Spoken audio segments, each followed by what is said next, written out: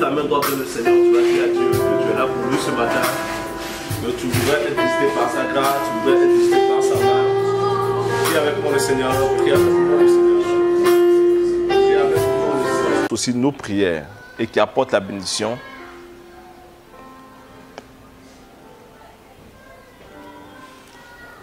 Le but, ce n'est pas de prier pour prier, c'est que notre prière puisse atteindre le but pour lequel nous invoquons Dieu.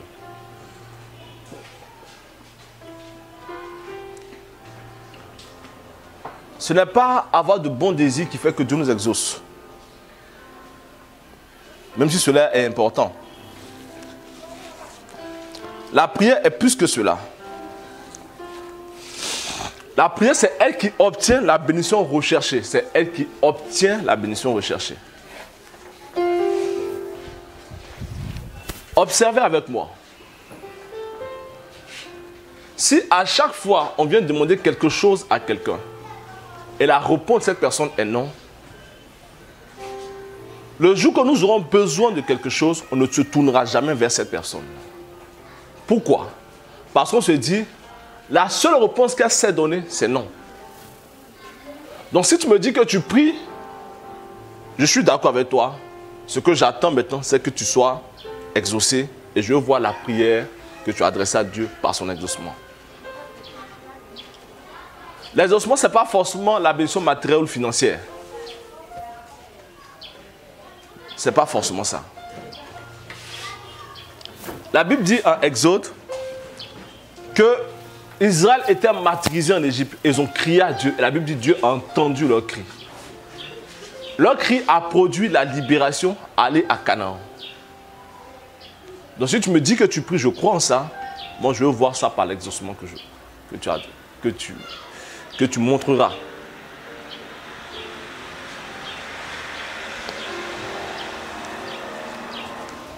Donc il faut prier pour un objet défini, ne pas prier dans le désordre. Hein, tu vois, le frère ou la soeur prie sans savoir pourquoi elle prie, mais prier avec un but précis. C'est faire une pétition de ce que nous voulons. Savoir pourquoi on rentre dans la présence de Dieu. Ce que j'attends de lui quand je rentre dans sa présence. Car il est bon d'avoir une idée fixe de l'enjeu de prière. Mais quand je prie, je dois être concentré ou bien disposé sur le sujet pour lequel je prie. Je dis ça pourquoi? Parce que je ne veux pas prier.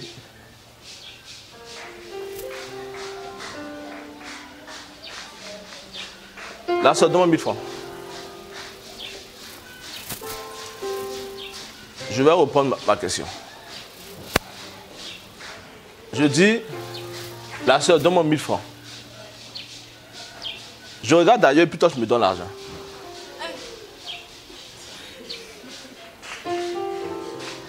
Comment est-ce que je peux prier Dieu sans être concentré sur le sujet de la prière que j'adresse à Dieu et vouloir être exaucé?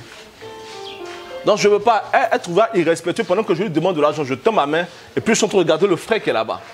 C'est pas ce qu'elle me dit. Mais attends, tu demandes quelque chose, mais regarde-moi.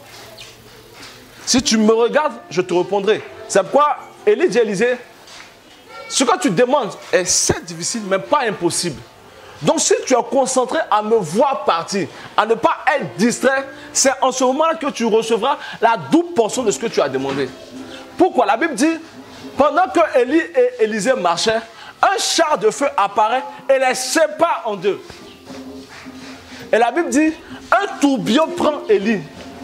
Et c'est quand le tourbillon le prend, il jette son manteau. Donc si Élisée n'est pas concentré à fixer Élie, il ne peut pas avoir le manteau parce que le tourbillon, on ne sait pas où il va jeter ce manteau-là. Donc il doit passer du temps à rechercher le manteau dans ce lieu-là parce qu'il n'était pas disposé à regarder vers ce lieu-là. Donc quand je prie, je suis concentré sur la prière. Je ne dis pas forcément qu'il faut avoir les yeux fermés. Quand on demande aux gens d'avoir les yeux fermés, c'est juste pour ne pas être distrait. Mais je peux avoir les yeux ouverts et être disposé.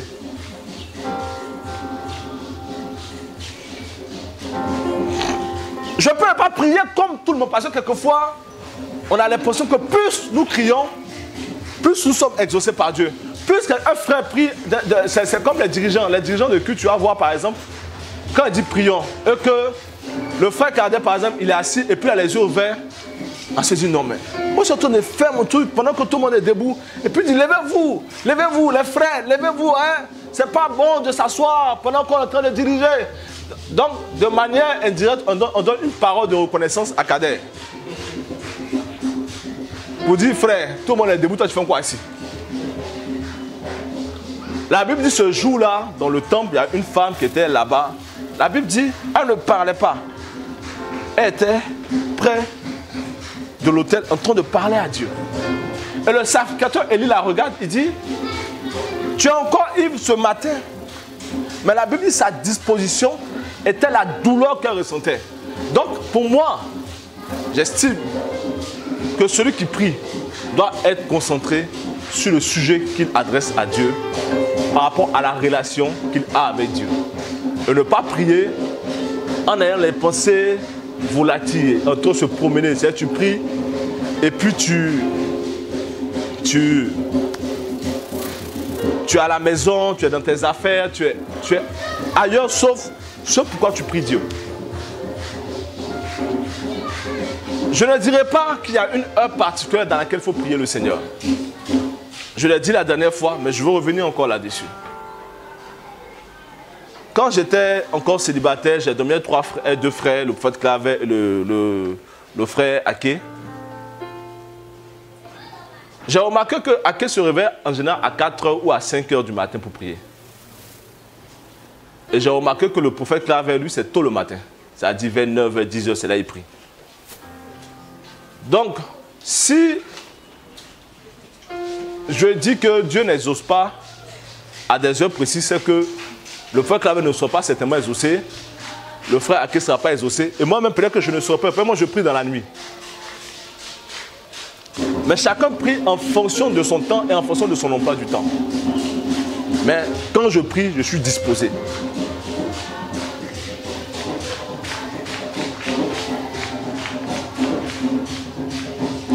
Donc comme je l'ai dit la dernière fois aussi, quand je prie, je dois prier avec une preuve, une promesse de l'Éternel, écrite dans sa parole.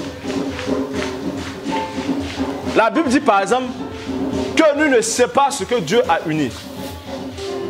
Donc je ne peux pas prier pour ravir sa fille du cœur de Kader. Dieu n'exaucera pas une telle prière. Il y a une dame que je reçois, elle me dit qu'elle a des problèmes. Et je l'écoute, je parle avec elle, et je me rends compte que cette dame sort avec le mari d'une autre femme. Et c'est cet homme-là qui l'a aidé à s'en sortir, qui lui a trouvé un emploi, qui a rangé sa maison. Quand tu vas dans sa maison, c'est la maison d'un cadre. Je lui ai dit, je ne peux pas prier pour que ce monsieur quitte sa femme. Parce qu'il n'y a pas de base biblique sur laquelle je peux m'appuyer pour adresser cette prière à Dieu. Si il y en avait une, j'aurais fait cette prière certainement. Mais il n'y en a pas. Donc chaque fois que tu pries, prie sur la base d'une preuve. Il dit par exemple, fais de l'Éternel tes délices et il te donnera ce que ton cœur désire. Mais ce que ton cœur désirera devra être conforme à sa volonté pour ta vie.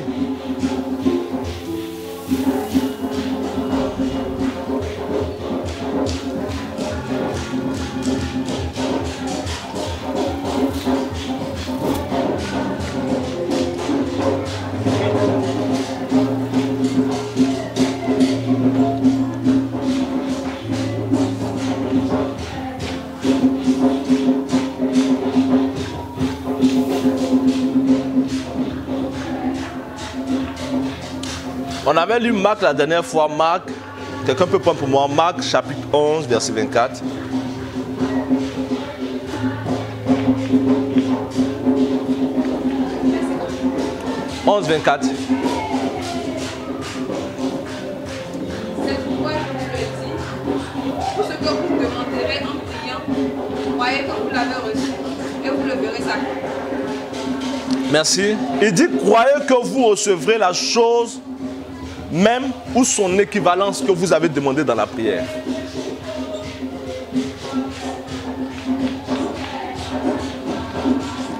Si la foi n'obtenait pas la bénédiction demandée, nous ne pourrions jamais savoir si nos prières sont exaucées.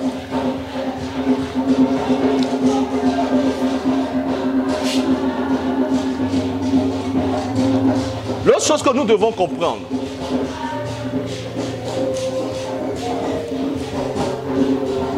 que ce soit une promesse que Dieu nous ait faite, que ce soit une promesse liée aux Écritures, si nous estimons que c'est ce que nous voulons, tant que nous n'avons pas eu exaucement, on ne lâche pas prise. Je dis, on ne lâche pas prise.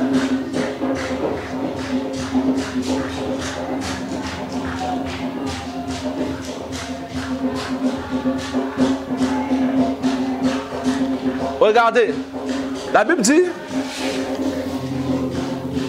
Daniel a lu le livre de la prophétie du prophète Jérémie, écrit 70 ans en arrière. Et quand il commence à lire, il se rend compte que la date où Israël doit retourner dans la terre promise est arrivée selon la prophétie donnée par Jérémie. Il s'appuie là-dessus et il commence à prier. Il pourrait se dire, comme c'est une promesse de l'Éternel, dès que j'invoque Dieu, systématiquement, il faut qu'il y ait exaucement. Or, pendant que je prie, Dieu prépare le terrain. Dieu dispose des choses. Dieu prépare l'environnement. Dieu dispose des personnes afin que quand le miracle apparaîtra, le miracle soit parfait.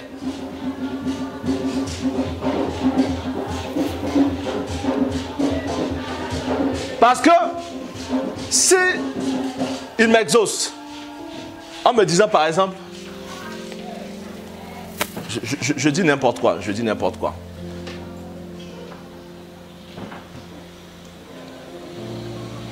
Il y a un frère qui était avec nous ici qui s'appelle Yannick. Sur les réseaux sociaux, il s'appelle le Benguiste. Ce frère était agent de la SODECI. À chaque fois, il vient me voir, reste pour j'étais responsable de commando, prie pour moi par rapport à ceci, par rapport à cela. Et je veux voyager, prie pour ça, prie pour moi. Et puis Dieu fait grâce et retour aux États-Unis. Même par la grâce de Dieu, quand il était ici, c'est quelqu'un que je respectais. Parce que quelquefois, je vois des frères ou des sœurs respecter des personnes en fonction de leur statut social, en fonction de leur niveau de vie. Si la personne vient en tapette, elle n'est pas respectée. Si la personne vient, elle n'a pas de, comment on appelle ça, elle n'a pas de, une certaine position, on ne la respecte pas. Et c'est dommage qu'on le voit dans nos églises. On responsabilisera quelqu'un dont on estime qu'il y a une certaine carrure sociale que quelqu'un qui n'a aucun travail. Voici en général ce que nous voyons dans nos églises. C'est vraiment dommage. Donc dis à ce frère qui est près de toi, respecte-moi. Dis à cette soeur, respecte-moi. Mais tu ne sais pas quelle bénédiction elle sera pour toi demain. Donc ce frère est arrivé aux États-Unis et à cause de l'environnement, il a lâché Amen Seigneur. Et il a commencé à faire des posts sur les réseaux sociaux de femmes nues. Et des frères se sont dit, il faut qu'on le reprenne. En tant que vous ne connaissez pas la position de sa foi. Et des gens disent, ça c'est pas chrétien. Enlève ces photos, si tu le fais, tu iras en enfer. Comme le frère a rétrogradé, il va vous montrer qu'il a rétrogradé aussi. Donc il a commencé aussi à agresser ces personnes sur les réseaux sociaux. Donc ça devient une bagarre. Et bon, je lui ai écrit en une box, je lui ai dit, ah, c'est vrai que tu peux avoir la chaîne, tu peux te livrer à toutes sortes de choses, nous ne te condamnons pas. Mais du fait que tu étais chrétien, c'est que tu as été engagé dans un certain comité, enlève ces photos-là. Et il m'a répondu qu'il a compris et il a retiré ça. Parce que je lui ai parlé avec respect. Et je lui dis un jour, le jour que je vais aux États-Unis, tu me recevras chez toi. Il me dit, il n'y a pas de problème, que je t'attends. Mais moi-même, je ne sais pas quand j'irai aux États-Unis. Mais le jour où je vais, tu me reçois chez toi. Donc, il y a longtemps que je prie pour ça. Donc, il fallait que Dieu dispose quelqu'un qui va me recevoir là-bas, qui ira avant moi afin de me recevoir quand j'arriverai là-bas. Donc voici ce que la prière fait. Donc la veille de mon départ, je l'appelle pour lui, je viens aux États-Unis chez toi. Il me dit, il n'y a pas de problème. Alors que ce n'était pas prévu. Donc pour dire quoi? Pendant que je prie Dieu, Dieu prend le soin de disposer l'environnement, de disposer les personnes, de disposer les circonstances en ma faveur. Donc cette prière que Daniel adresse donne aux œuvres des ténèbres de se retirer du ciel des Juifs, donne à Dieu de disposer les cœurs des rois, des hommes qui gouvernent ces endroits-là, afin de permettre à Israël de retourner dans la terre promise. Voici ce que la prière fait. Donc si elle n'est pas exaucée à l'instant T, attends-la, car elle s'accomplira certainement. Mais ne te dis pas en toi, ne nous disons pas en nous que parce que ça a pris du temps, parce que ça a pris 1 an, parce que ça a pris 2 ans, parce que ça a pris 3 ans, parce que ça a pris même 10 ans, on ne sera pas exaucé par Dieu. On sera exaucé par Dieu si nous persévérons dans la prière. Donc n'écoutons pas, ou bien n'espérons pas dans notre esprit, parce que nous avons prié, une fois ça doit s'arrêter. La Bible dit qu'il a prié pendant 21 jours, alors que c'était une prophétie de l'Éternel. Alors que nous savons que quand Jérémie prophétise, cette prophétie se réalise. Mais il a prié pendant 21 jours. Donc dis à quelqu'un qu'il faut continuer à prier.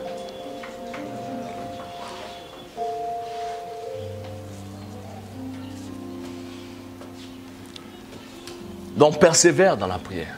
Persévère. Prie chaque jour. Rappelle ce sujet à Dieu. Chaque jour. Rappelle. Il dit dans les évangiles, c'est cette femme-là, ou même cet homme, plutôt cet homme, qui reçoit un visiteur tard dans la nuit. Je dis n'importe quoi, 2 h du matin. Et il va chez le boulanger et puis commence à taper. Ouvre. J'ai reçu de la visite. Le gars là-bas, il dit, il fait tard, passe demain matin.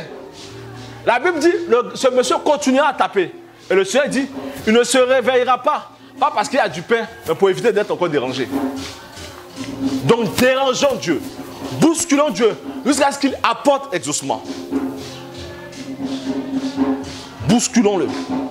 Est-ce que tu peux bousculer quelqu'un ce matin?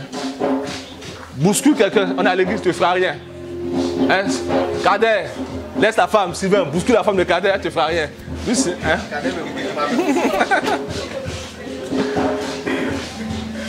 Bousculons Dieu. Bousculons Dieu. Tant qu'on n'est pas exaucé, bousculons-le. Tapons à sa porte jusqu'à ce qu'on voie l'exaucement. Parce que ne nous contentons pas du minimum. Je le dis,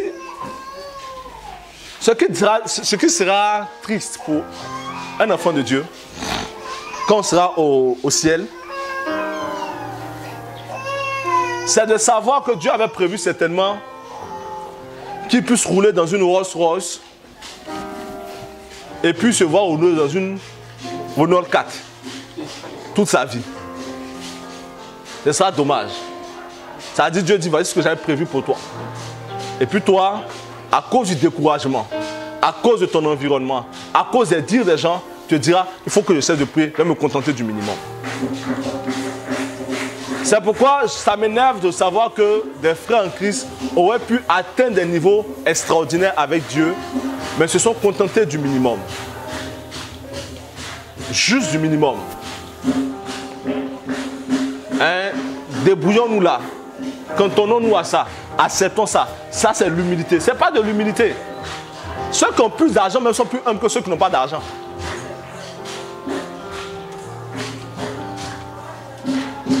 Ils sont simples parce qu'ils n'ont rien à prouver. Mais c'est ceux qui n'ont rien là. Le jour qu'il a acheté une chaussure, on est mort. Si l'église est carrelée, vous allez savoir ce jour-là qu'il a acheté une nouvelle chaussure. Si la soeur, malheureusement pour nous, elle achète une robe venant par exemple de Paris, quand elle parlera, oh, ça dit, on ne lui a rien demandé. Hein. On ne lui a rien demandé.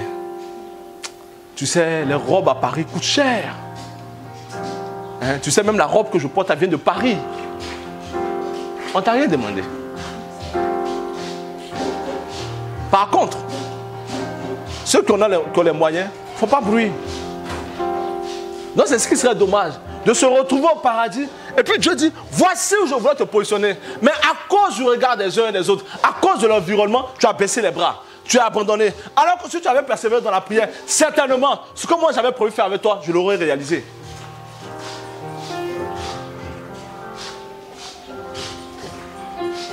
Donc persévère. Pleure, mais persévère. Sois découragé un jour, mais persévère. Jusqu'à ce que Dieu t'exauce. L'Apocalypse dit, c'est à celui qui vaincra qu'on donnera la couronne. Pas celui qui a fait la course. C'est comme par exemple, je ris quand je pense à cette histoire. Le gars vient de l'école et puis il a eu 2. Et puis il dit papa, je ne suis pas le seul qui a eu 2. Hein. Moi je m'en fous des autres, ce ne sont pas mes enfants. C'est toi mon enfant. Hein, je me suis débrouillé, j'ai eu 2. Hein? Il n'y a pas beaucoup qui ont eu la moyenne même. Hein? Moi-même je ne suis pas mis ceux qui ont eu 2. Hein? On a de bonnes notes au moins. On s'en fout de ça. Ce qui nous intéresse, toi tu es mon enfant. On dit à celui qui vaincra. Pas celui qui a fait la course, pas à celui qui a participé à la course, pas celui qui a essayé. On dit à celui qui vaincra. Je vois ce jour-là sur le champ de bataille, quand David finit de tuer Goliath, et puis les soldats israéliens retournent chez eux. Ah, j'étais sur le champ de bataille avec le roi Saül. Et puis on demande, mais qui a tué Goliath? Il dit, c'est pas ça le plus important. Il était sur le champ de bataille. Mais, et puis on lui demande, on lui dit, ah, il paraît que celui qui va tuer Goliath, ça lui donnera sa fille. Mais qui a tué Goliath? C'est pas ça le plus important. Moi, j'étais sur le champ de bataille. La Bible dit, à celui qui vaincra. Donc, je veux que tu sois un vainqueur. Je veux que tu puisses être un vainqueur. Car Dieu veut que tu puisses être un vainqueur. Donc, persévère dans la prière. Persévère dans la prière. Tant qu'il n'y a pas eu exaucement, persévère. Tant que ce pourquoi Dieu t'a parlé n'a pas encore été vu, persévère. Tant que ce que tu as vu dans les Écritures, qui était pour toi une orientation divine, n'a pas encore été exaucé, persévère. Mais avec de bons sentiments. Avec de bons sentiments. Parce que pour moi, je l'entends et c'est une erreur de croire que Dieu nous élève pour se venger de quelqu'un. Dieu nous élève pour pouvoir créer l'humiliation dans la vie de quelqu'un. Dieu ne nous élève pas pour ça. Dieu nous élève pour 2 choses. Parce que c'est notre destinée et par rapport à la mission qu'il voudrait accomplir avec nous. C'est pourquoi Mardoché peut dire à Esther, ne te trompe pas. Si tu te tais aujourd'hui, car tu ne sais, si ce n'est pas pour une telle circonstance que tu es parvenu à la royauté. Donc la mission d'Esther dans le palais royal, c'est qu'elle soit un instrument entre les mains de Dieu afin de donner à Israël de ne pas mourir ce jour-là. C'est ça sa mission. Sa destinée, c'est d'être au palais. Mais sa mission, c'est de délivrer Israël. Donc Dieu nous élève. 1, parce que c'est notre destinée. Et secondo, parce qu'il veut accomplir quelque chose au travers de notre vie. Donc il ne te lèvera pas parce qu'il faut que tu marches sur la tête de tes frères. Hein? Et puis on vient rendre témoignage à l'église. Alléluia. Amen. Ma famille ne m'aimait pas. Mais aujourd'hui, Dieu l'a montré que je suis son serviteur, je suis sa servante. Je suis élevé au-dessus d'eux. Mais je les martyrise quand j'arrive à la maison. Et dit, vous qui m'avez persécuté, vous qui... Dieu ne fait pas ça. Dieu nous élève par rapport à notre destinée et par rapport à la mission qu'il veut accomplir avec nous. C'est ces 2 choses-là. Parce que, imaginons-nous un seul instant. Imaginons-nous un seul instant. Que Dieu ait élevé Joseph. Et dès qu'il voit ses frères, et il veut avoir le raisonnement que nous avons ici. Il va tuer ses frères. Il va les tuer. Oh, c'est pas pour ça que Dieu l'a mis là. Sa destinée était de se trouver au palais royal. Sa mission, c'est de sauver ses frères et ses sœurs. Même ceux qui lui ont fait du mal. Donc, dis à quelqu'un pardonne. Dieu lui pardonne. Dieu lui pardonne. Parce qu'il y a des rancuniers. Des rancuniers, des rancunières. Dieu n'exauce pas les rancuniers. Je ne suis pas plus spirituel que ceux qui sont rancuniers. Je ne suis pas plus consacré qu'eux. Mais j'obéis au principe qui est lié à la parole de Dieu. Pardonne nos offenses comme nous pardonnons aussi à ceux qui nous ont offensés. Non. Moi j'ai pardonné, mais je n'oublie pas. Mais si tu n'oublies pas, tu es obligé de rappeler ça. Tu es obligé de rappeler ça. Tu es obligé de rappeler ça. Parce que sans que tu ne t'en rendes compte, sans que nous nous en rendions compte, ces personnes nous ont aidés dans une certaine mesure. Parce que si les frères de Joseph ne l'avaient pas vendu, il n'aurait jamais été premier ministre. Si les frères de David ne l'avaient pas méprisé, il n'aurait pas combattu l'ours et le lion dans les champs. Ça lui demande, tu es sûr que tu peux tuer ces gars-là? Il dit non. Dans les champs où on ne me voyait pas, où on ne me regardait pas, où on ne me considérait pas, où on ne faisait pas attention à moi, Dieu m'a donné l'onction nécessaire pour pouvoir tuer l'ours et le lion. Donc sans qu'ils s'en rendent compte, ils t'ont aidé à te former, à te préparer pour être la bonne personne que tu es aujourd'hui. Non, chez moi à la maison, c'est moi seulement qui fais la cuisine. Mais les autres soeurs, elles ne font jamais de cuisine. Elles sont là en train de faire leurs ongles. Ma maman ne m'aime pas. Mais ta maman t'aide pour le foyer. Ta maman t'aide à être la bonne personne. Quand ton mari mangera, il ne mangera pas dehors. Il mangera à la maison. Il dit, ma femme prépare mieux que la restauratrice. Mais si pendant ce temps, au lieu d'apprendre à faire la cuisine, tu es assis en train de murmurer. Non, c'est moi qu'on maltraite. C'est moi qu'on méprise. Le jour que Dieu m'élèvera, ils verront ici. Ils seront mes bonnes. Ils seront mes servantes. Je vais mal les traiter. Dieu n'est pas comme ça. Ils t'ont aidé à être la bonne personne que tu es aujourd'hui. Donc, rends gloire à Dieu pour leur vie.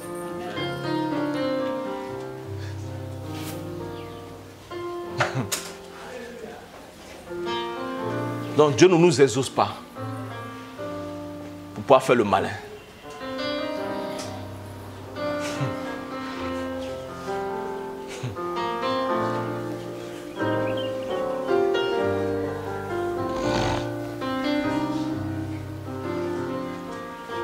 Je peux continuer?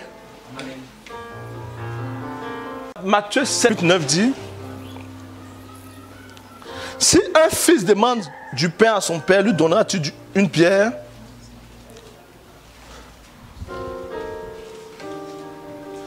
Notre Sauveur par là repousse toute idée de nous donner le contraire de ce que nous lui demandons. Maintenant, quel encouragement aurons-nous à prier si nous ne nous donnons pas ce que nous lui demandons?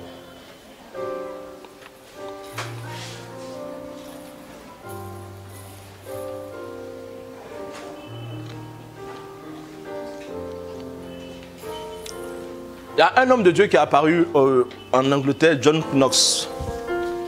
La reine d'Angleterre à l'époque avait peur. Elle dit, j'ai plus peur des prières de John Knox que de toute l'armée de l'Europe réunie contre moi. Parce qu'elle avait peur de ses prières. Parce qu'elle savait que s'il prie, Dieu les exaucerait.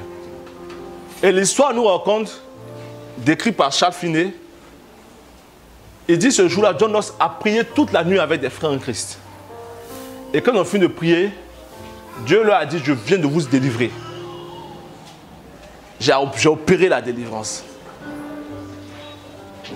Et quand ils finissent de prier le matin, on leur dit que la reine est décédée. Donc elle avait raison d'avoir peur de ses prières. Donc si nous demandons quelque chose à Dieu, qui rentre dans sa volonté, Dieu nous exaucera. Je ne dis pas d'aller prier contre ceux qui veulent en nos vies. Mais si quelqu'un s'oppose à la volonté de Dieu dans nos vies, Dieu s'occupera de lui.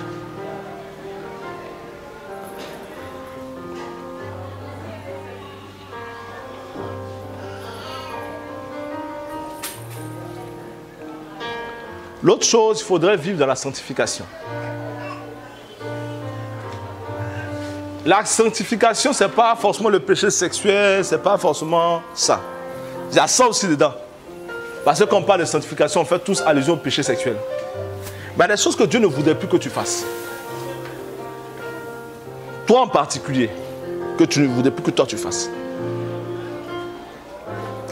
Nous sommes retrouvés au Nigeria avec des pasteurs. Et je dormais dans la même chambre qu'un pasteur. Et je lui ai dit, tu es mon voisin de chambre, on ne se connaît pas. Tu as ton église, j'ai mon église. Tu as tes valeurs, j'ai les miennes. Mais il y a un principe que Dieu m'a dit. De ne pas faire de comparaison. et de ne pas critiquer.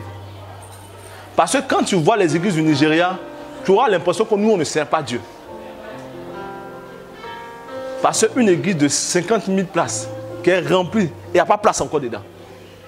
Et les gens sont... Donc quand tu vois ça, les gens te disent, oh, on ne sert pas Dieu. Quoi? 50 000 places.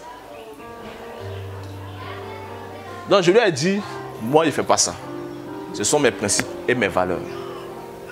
Parce que si je le fais, je pêche contre Dieu. Quelqu'un d'autre peut le faire.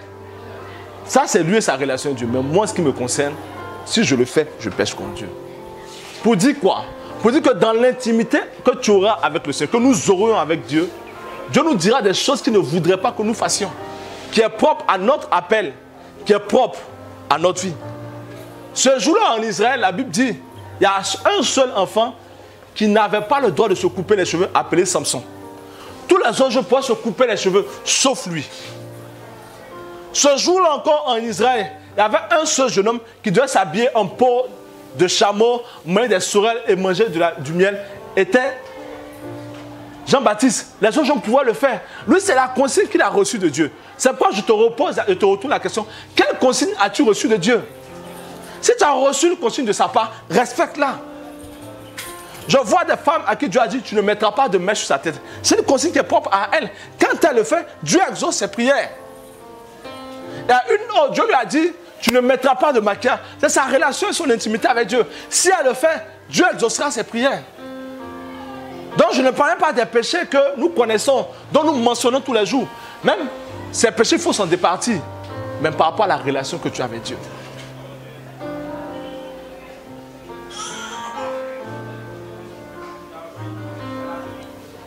Donc si tu mens, tu arrêtes de mentir.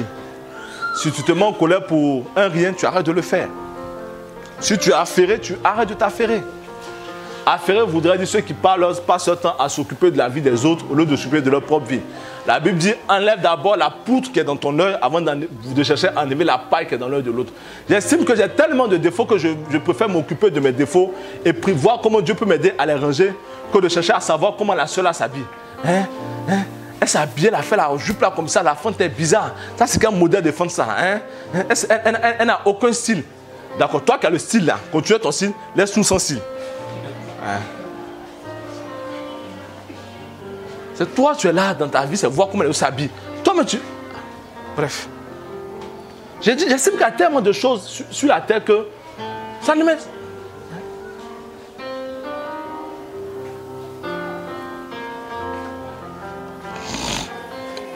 Continuons. Maintenant, la question que quelques-uns me poseront, c'est de savoir, est-ce que Dieu exauce la prière de la foi? On va prendre avec moi Hébreux chapitre 5, verset 7.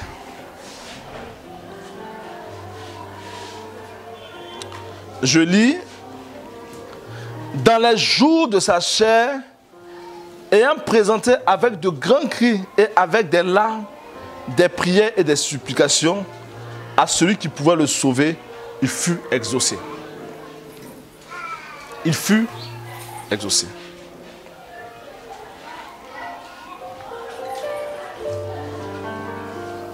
Quelques-uns me disent non, la prière n'est pas tout le temps exaucée parce que le Seigneur dans le jardin de Gethsémani a demandé à ce que Dieu puisse le délivrer et Dieu a permis qu'il passe à la mort en disant ceci.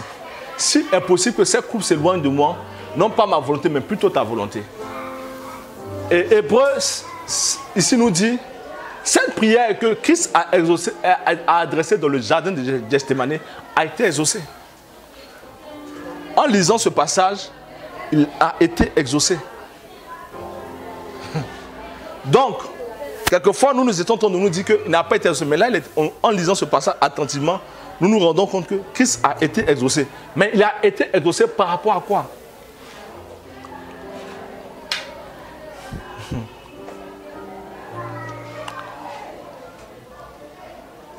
La coupe à laquelle le Seigneur faisait allusion, dont il voulait être délivré,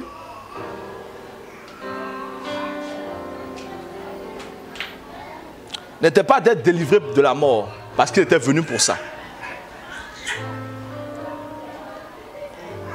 Ce que le Seigneur Jésus craignait, c'était de mourir dans le jardin de Gethsémane.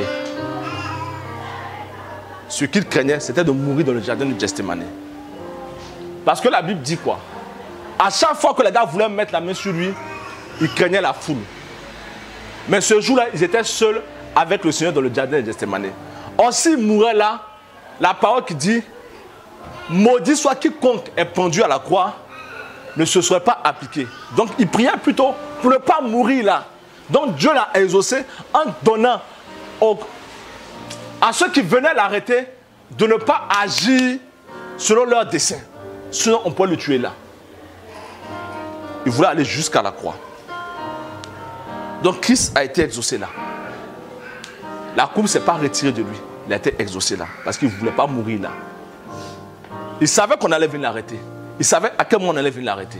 Donc, il pouvait fuir. Mais il était venu pour ça. Je vais ouvrir une parenthèse en même temps. Il est quelle heure, s'il vous plaît? Hein? 12 heures? Ah, d'accord. Bon, aujourd'hui, j'ai beaucoup parlé. Hein.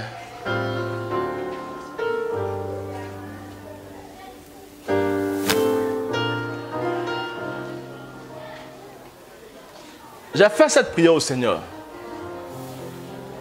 J'ai dit, si une épreuve doit venir dans ma vie, fais que je vive bien l'épreuve, que je ne fuis pas cette épreuve. Pourquoi? Parce qu'il y a la douleur, c'est vrai. Il y a la souffrance, c'est vrai. Mais à la clé, il y a la gloire. Donc quelqu'un a pu dire, dans la croix se cache forcément la gloire. Et je donne une image. Je vous ai déjà dit qu'ici que j'ai eu une carie, non? Une fois dans ma vie, je vous ai dit ça? D'accord. Et quand la carie a commencé, on m'a dit prends du paracétamol pour calmer les douleurs. Donc je me gavais de paracétamol.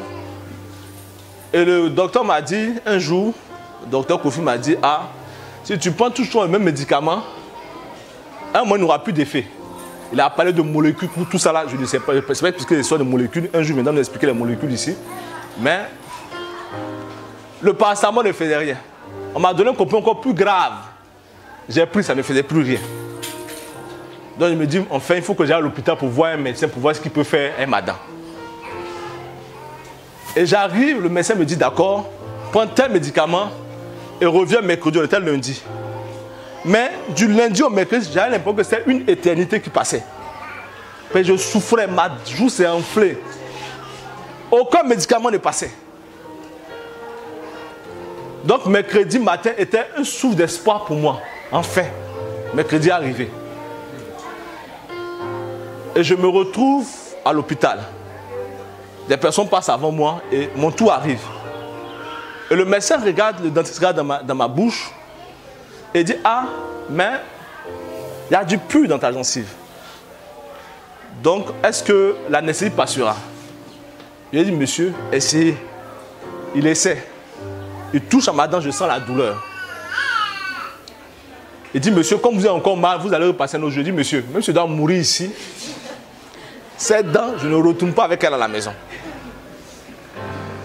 Donc, imaginez un gars de plus de 20 ans en train de crier là-bas. Je suis sûr que ceux qui étaient de l'autre côté de la position, un gaillard me dit, crie, mon cher, prenons nos pieds, rentrons chez nous à la maison. Mais j'ai crié. Il dit, monsieur, je dis, enlevez ces dents. Afin que je sors d'ici, je sors avec la paix. Je dors bien. Parce que Carrie, quand ils peuvent parler, ils peuvent rendre un témoignage. Tu as l'impression que la nuit, on dirait des nuits. Tu ne dors pas. Et puis tu es énervé que les autres dorment. Hein? On est venu me soutenir, me secourir. Ils sont tous dormis, ils sont mauvais ces gars-là. Hein? Et j'ai dit à Dieu, si je dois pleinement souffrir, laisse-moi souffrir pleinement. Afin que la gloire qui est rattachée à cette souffrance-là puisse être mon partage. C'est ce que le Seigneur a fait à Gethsémane.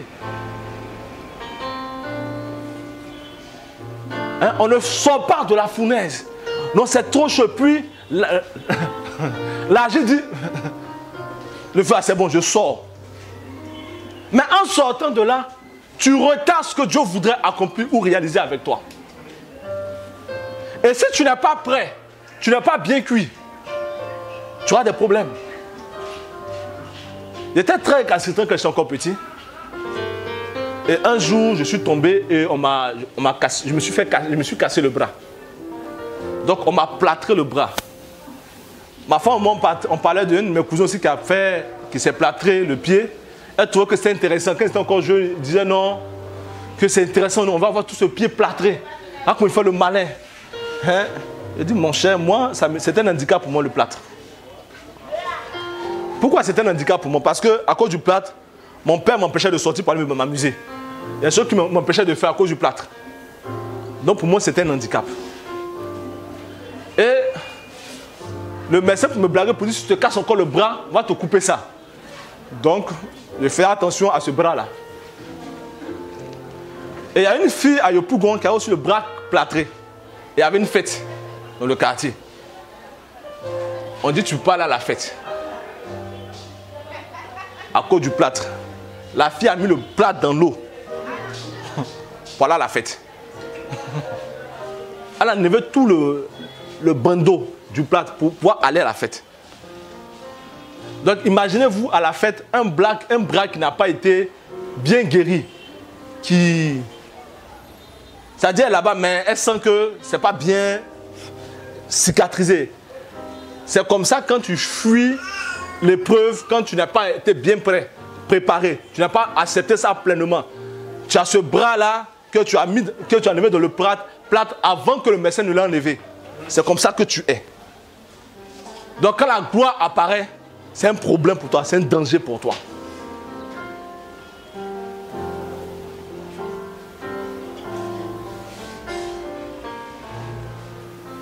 Donc, demande à quelqu'un, est-ce que tu fuis le feu ou bien tu restes dans le feu? Demande-lui bien. Demande-lui bien, est-ce que tu fuis le feu ou bien tu restes dans le feu?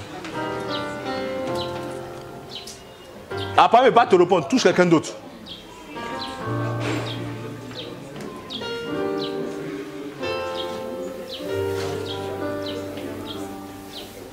Ce que tu ne veux pas apprendre par la manière forte que Dieu t'impose aujourd'hui, le temps te donnera d'avoir honte. Je dis souvent que moi, je ne sais pas manger couteau et fourchette. Et c'est mon épouse qui m'a aidé à m'apprendre à manger. Parce que quand on partait chez elle, sur la table, il n'y a pas de cuillère. Hein, je dis à mon fils Arnaud, apprends à manger le couteau et la fourchette. Il dit, ah, ça c'est trop choco. Il faut essayer là. Tu ne sais pas où Dieu va aller avec toi. Il ne faut pas apprendre les choses de choco.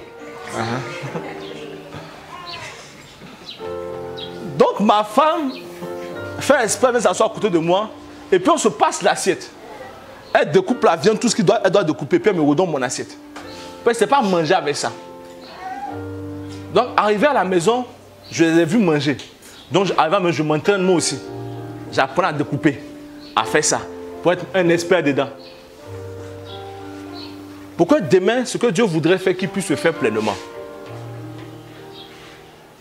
Et tu t'imagines un jour, tu es là comme ça, puis on t'appelle, on dit non, viens faire une réunion avec des personnes d'un certain calibre du monde. Et puis il n'y a pas de cuillère là, tu fais comment? Et puis je dis à ma femme, non, toi là, tu exagères. Hein, moi, je n'ai pas appris à manger. À manger. Écoutez, fourchette, moi, depuis que je suis né, ces cuillères, je connais et ma main. Donc tes histoires de bref, je ne suis pas dedans. Et je suis allé aux États-Unis, un gars qui a humilié sa femme comme ça. Arrivé là, ils sont arrivés, sa femme, elle connaît de grandes personnalités. Arrivé là-bas, on lui a donné saumon fumé. Il dit, ça c'est quoi ça là? Moi je ne mange pas des choses comme ça, ça peut être mon totem. Elle dit, petit, tu n'as pas passé par la fournaise. Nous, on est passé par là, on a appris ça très tôt. Ça dit, même si je fatigue ma femme, elle dit, j'aime pas. Mais quand je suis là-bas, je prends et je mange. Donc, je vais rendre grâce à Dieu pour mon épouse. Parce qu'elle était une bénédiction pour moi. Elle m'a appris à manger avec le couteau et la fourchette. Donc, ce que tu n'apprends pas maintenant, demain ça te rattrapera.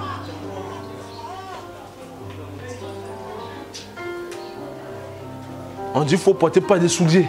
Non, ça, c'est pour le boss. Et le jour où tu commences à travailler, ce n'est pas porter ça. Tu marches, mais on sait que tu viens d'Adjamé.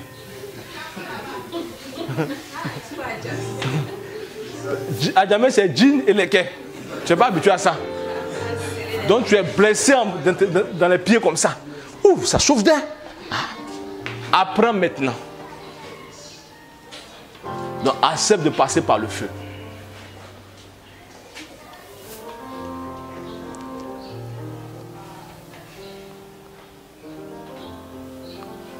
Donc, Dieu exauce nos prières.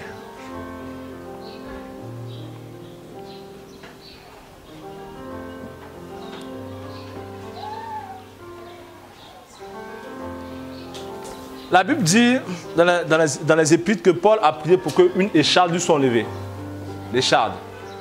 D'autres ont dit que c'était une maladie, d'autres ont dit que c'était un problème lié à son état de santé. Et Dieu lui a dit que ma grâce...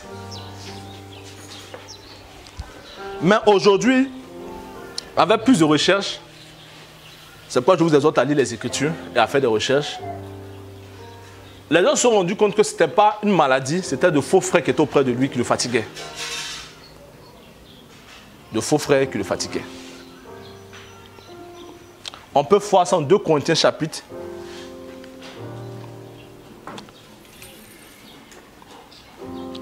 12, versets 7 à 9.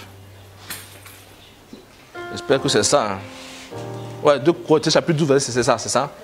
2 Corinthiens 7 à 9. Il dit, il a prié à chaque fois le Seigneur pour que Dieu enlève l'écharde. C'était de faux frères. Quand Dieu n'exauce pas une prière que nous lui adressons, c'est qu'il veut faire quelque chose dans nos vies. Ces faux frères qui étaient près de Paul l'aidaient à être humble. Je dis bien l'aidaient à être humble. Même si il voulait être orgueilleux, la présence de ses frères l'aidait à être humble. Donc, quelquefois, on utilise ce passage pour dire que ce n'est pas toutes les prières que Dieu exauce. Si Dieu n'exauce pas une prière, c'est qu'il y a un but qu'il veut atteindre. Donc, j'ouvre cette parenthèse concernant l'humilité. J'ouvre cette parenthèse concernant l'humilité. L'humilité pour moi, ce n'est pas venir voir des frères et quand tu les salues, je prends qui je prends Kader. Kader, c'est ma muse ce matin.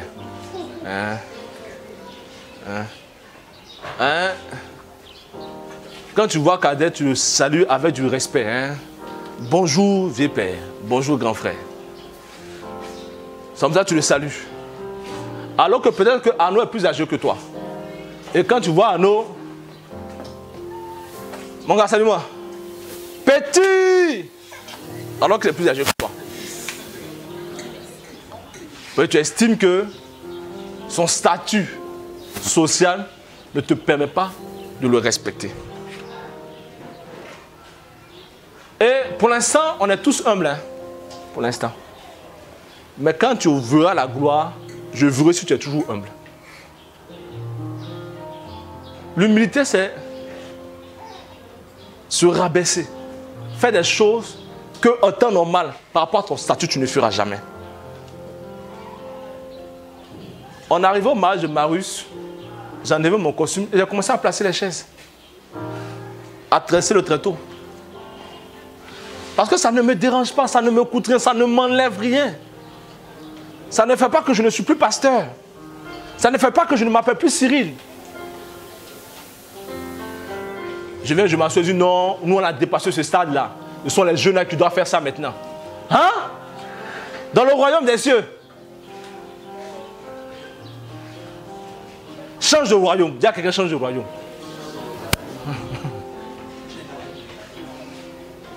Tout se fait, dis-lui change de royaume. Dans le royaume des cieux. La Bible dit en Philippiens, considère le frère qui est en face de toi comme étant supérieur à toi. Ça ne te rabaisse en rien. Moi-même, j'aime ces genres de tâches-là. J'aime ça. C'est si Dieu me disait, entre être prédicateur et puis sur une chaise, choisis un. J'ai choisi chaise.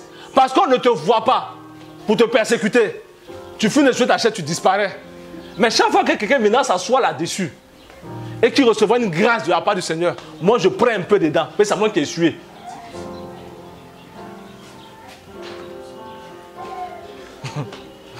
Il y a quelqu'un qui me regarde. Depuis là, tu es encore commando. Il dit, attends. Donc il y a grâce dans le royaume des cieux. Quand tu atteins 5 ans, il faut que tu sois à ce niveau. Non, il n'y a pas grade. Ça ne me dérange pas. Donc si un frère me dit qu'il est humble, je dis, calme-toi. La gloire va venir. On verra si Sonia est humble, si elle dit qu'on appelle Sonia, elle dit, c'est Madame Bli maintenant. On va voir. Je lui dis, Sonia, s'il te plaît, reste faux. Respectons-nous ici. Je t'appelle Madame Kofi, non? Appelle-moi Madame Bli. C'est là on va voir ça. Si Cadet, en tant que simple auditeur, on l'appelait Cadet, quand on devient directeur, il dit non. Cadet, on dit quoi? Parce que tu sais que je te respecte beaucoup, mais c'est directeur. C'est monsieur le directeur.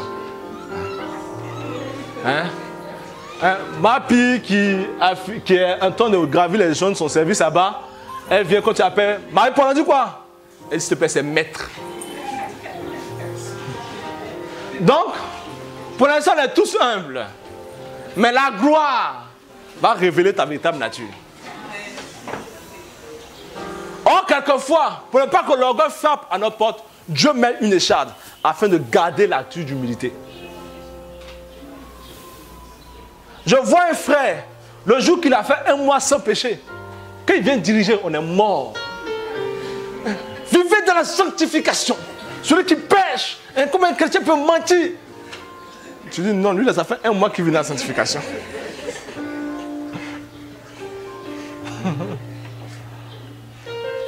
Donc, quelquefois, Dieu permet qu'il puisse chuter pour pouvoir respecter les autres aussi. On m'expliquait d'un pasteur comme ça, quand les frères chutent dans l'impudicité. Il dit, c'est pas normal, donnez-lui 10 ans de sous-discipline. Comment un pasteur peut chuter? Le Seigneur dit, attends. Un jour, lui-même, il a chuté. Et puis, on l'a mis devant ceux qui l'ont attaqué hier. Eux, ils étaient pour lui parler. Et puis, il dit, je suis un homme.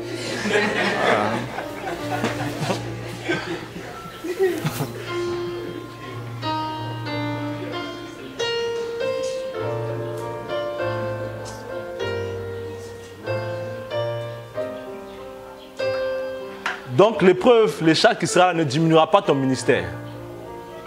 Elle ne te détruira pas. Mais elle viendra pour que Dieu puisse te disposer à être humble. Elle te disposera à ne pas faire des choses qui sont contraires à la parole de Dieu. La Bible nous parle d'un roi qui a grandi auprès d'un sacrificateur. Quand le sacrificateur est mort, la Bible dit qu'il a voulu prendre la place des prêtres. Et Dieu l'a frappé de lèpre.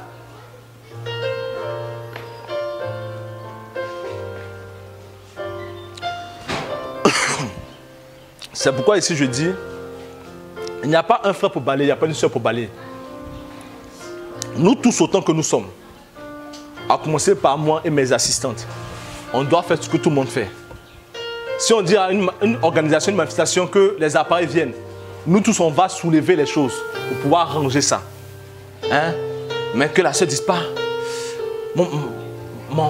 ma pédicure risque de se, ma manicure risque de se casser, mes ongles là. Mes ongles risquent de se casser, donc je ne fais pas ça.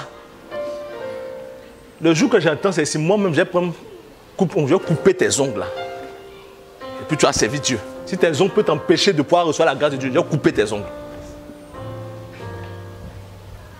J'espère que le son s'entend. Non, les ongles là, ça va coûter cher. Je vais couper ça ce même jour.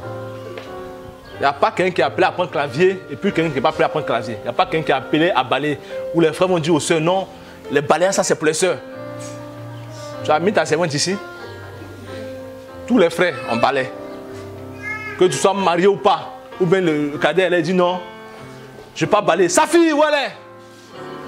Sa fille, c'est à la maison. Quand on est à l'église ici, c'est le frère cadet, la soeur, sa fille. Hein? Je ne dis pas, sa fille n'est pas rebelle, c'est une soeur qui respecte son homme. Hein? Ici, c'est pour le Seigneur.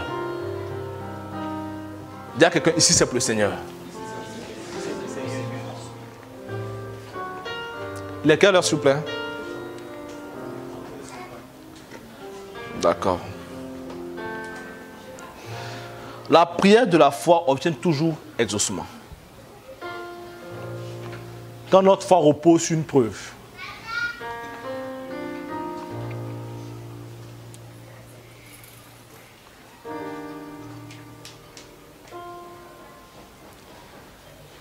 Mais il y a quelque chose que Dieu met à cœur que je voudrais partager maintenant.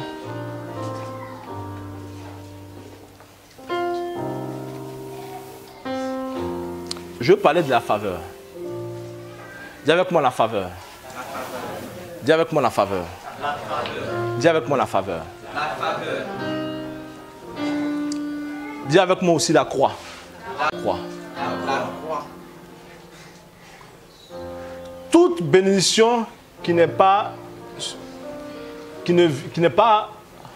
arrive dans notre vie sans que nous ayons été éprouvés, on doit commencer à pleurer. Toute bénédiction qui vient dans la vie de quelqu'un, où il n'y a pas eu d'épreuve auparavant, il doit commencer à pleurer. Pourquoi?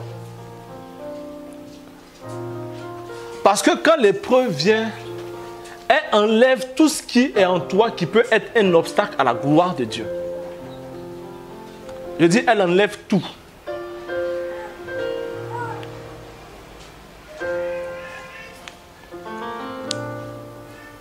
Quand je dis tout, c'est tout. J'ai expliqué hier au frère, je suis allé chez un vieux pasteur. Il dit qu'il est pasteur depuis 1900 et tout là. C'est un vieux pasteur. 1980, c'est un vieux pasteur. Hein? Ça, c'est un vieux pasteur. Et j'arrive chez lui. Et il commence à parler de certains frères qui exercent ce ministère. En parlant de leur témoignage. Il expliquait qu'il y a un frère qui a prié pour des personnes et il a demandé à ces personnes $1000 qui est l'équivalent de 500 000 francs avant chaque prière. Peut-être que c'est quelque chose que Dieu lui a dit. Dieu peut dire ça. Dieu peut dire, donne ça avant qu'on ne prie. Dieu dit ça. Il ne faut pas penser que Dieu ne dit pas ça. C'est biblique. Et il dit, donne-moi d'abord à manger avant que toi, ton fils, vous mangez. C'est biblique.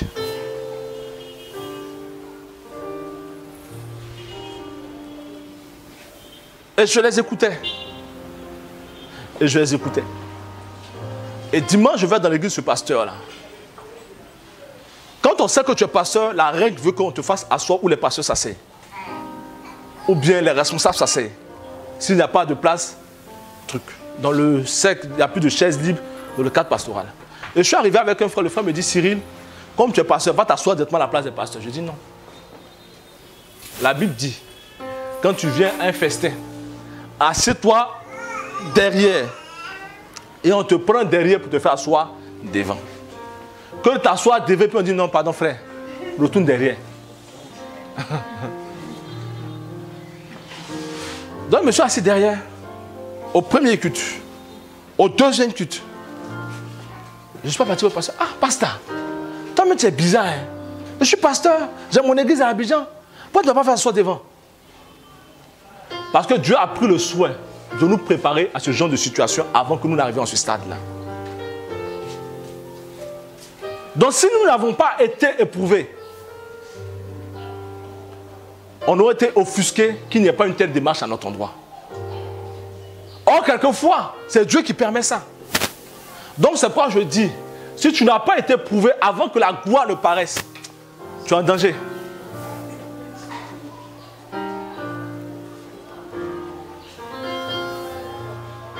Parce que tu as pour habitude de demander de l'argent partout. Et tu n'as pas appris à te contenter de ce que tu as. Quand la gloire viendra, c'est ça un problème pour toi.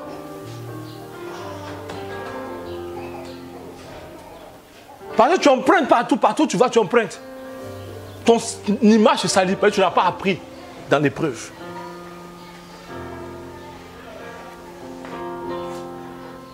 Quand je dis aux fois que je suis impulsif, j'étais impulsif, les gens ne croient pas, j'étais très impulsif.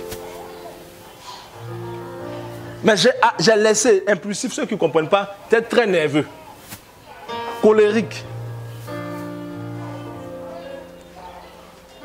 Mais quand Dieu rentre dans ma vie, il veut changer mon caractère. Il veut changer ma manière d'être.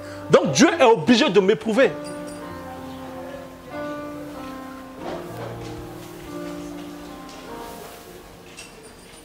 Amen.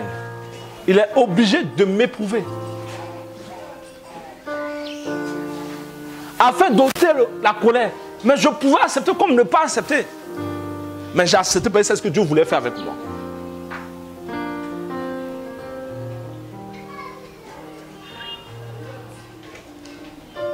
Aujourd'hui, je m'habille. Mais j'aime m'habiller. Demandez à ma femme. J'ai dit non, j'ai vu un polo Ralph Lauren. Je suis comme Kader. Quand je vois Kader, Kader c'est mon miniature qui est là. Les chaussures, j'aime ça. Mais Dieu m'a délivré. Vous imaginez, j'allais en tapette en attendant à l'église. Et quand le bois est coupé, je raccommode et puis je vais à l'église et ça pour aller faire délivrance. Ça fait que me séparer de quelque chose même qui couche ne me dérange pas. Parce que j'ai été éprouvé. Mais les avares qui n'aiment pas ça, Dieu peut lui dire, ah, prends ta chaussure, donne ça à quelqu'un. Ah, Seigneur, c'est ma seule chaussure. Dieu veut changer ton cœur.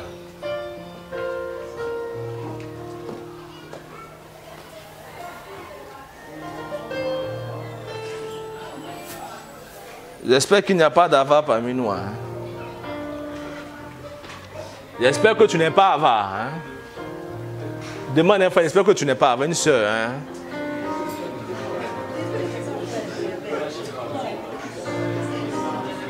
Des fois qui ne savent pas partager. Oh, je me dis, si tu es passé par un endroit, ta première réaction quand tu vois quelqu'un passer par cet endroit, c'est de compartir, de chercher à l'aider.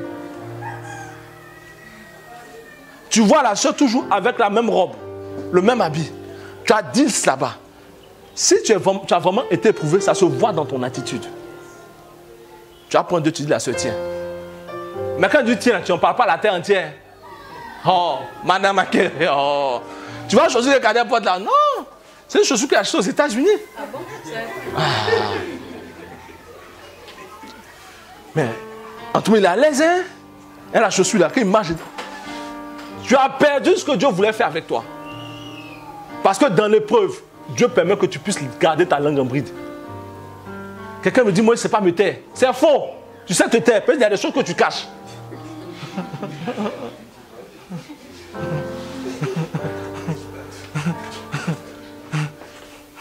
Il a péché la veille. Est-ce que tu viens dire aux gens, tu parles jusqu'à sinon, moi, mais j'ai péché hier. Jamais. On ne sait pas. Donc, tu peux te taire. Et c'est dans l'épreuve que tu apprends ça. C'est dans l'épreuve que tu apprends à respecter ton frère. C'est dans l'épreuve que tu apprends à respecter un être humain.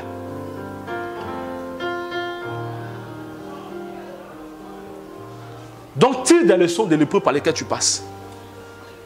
Tire des leçons. Et des leçons conformes aux Écritures.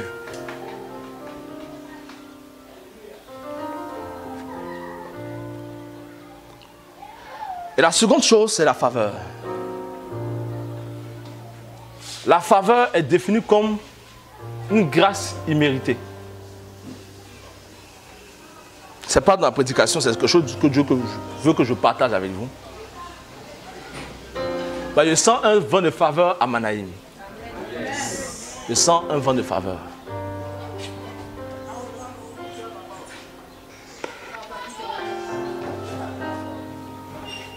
Je sens un vent de faveur.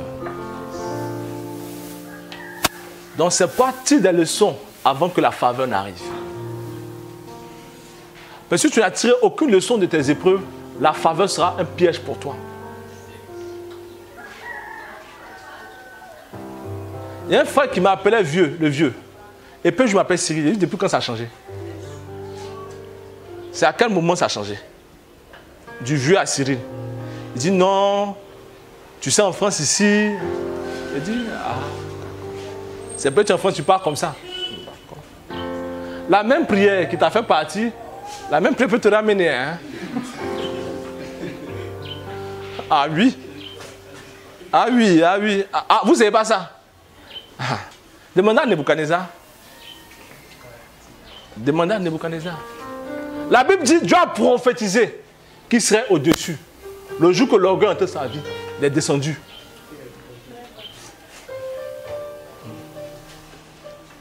La faveur, c'est la grâce imméritée. Ce n'est pas quelque chose pour lequel nous nous sommes battus, que nous avons lutté. De sorte qu'on peut se glorifier de ces choses-là.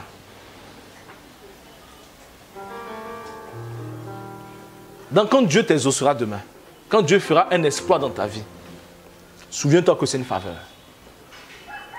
Je dis bien, souviens-toi que c'est une faveur. Ne dis pas dans ton esprit que c'est ma force, mes capacités, mon intelligence, mes contacts qui m'ont donné d'être là. C'est pourquoi quelquefois j'ai peur même de pouvoir avoir recours à des hommes, de pouvoir régler des problèmes qui me concernent. Pas parce que les hommes vont parler, mais j'ai peur que dans mon cœur je puisse me dire que si ces hommes n'avaient pas été là, je ne serais pas là. Or, si je commence à penser comme ça, je retire la gloire qui doit être donnée au Seigneur. Donc, même si un homme a été utile en tes mains pour te positionner là, reconnais que c'est la grâce de Dieu. Bénis Dieu pour la vie de cet homme. Mais ne dis pas de tes lèvres et même dans ton cœur que s'il n'avait pas été là, tu ne serais pas là.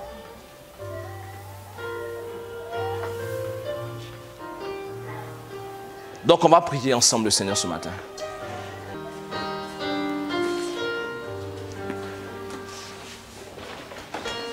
Si vous avez des préoccupations, même des questions, des choses que vous n'avez pas compris, on a notre page Facebook. Vous pouvez nous écrire, vous pouvez écrire sur la page Facebook là, dimanche quand je viendrai. Je m'attellerai à répondre parce que à une direction que Dieu donne, on peut toucher à un point sans forcément aller en profondeur. On va prier ensemble.